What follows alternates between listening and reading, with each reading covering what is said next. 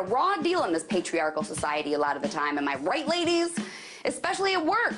We get paid less, we're not taken seriously, we're viewed as sex objects, the list goes on. And now, to top it off, there's new research that says we get murdered at work more often than men do. Yep, inequality in the workplace has reached a new low.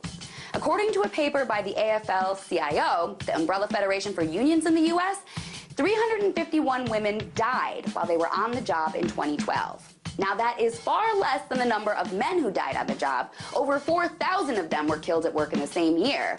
But only 9% of men were murdered on the job, the rest dying by workplace or traffic accidents or health-related issues, that kind of thing.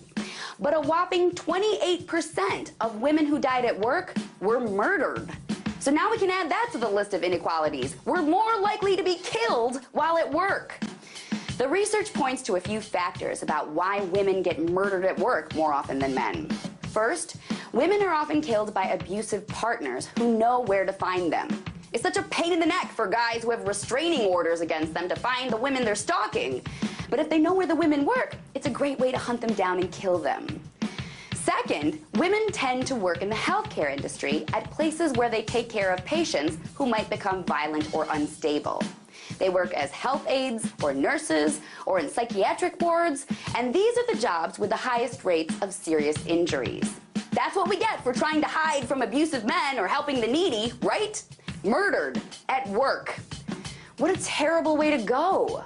The worst part, though, is that if a woman feels like there's a chance that an abusive partner might come and kill them at work, they might be afraid to disclose that information to their bosses. And that's because it is perfectly legal to be fired for being the victim of domestic violence in 44 states, according to thinkprogress.org.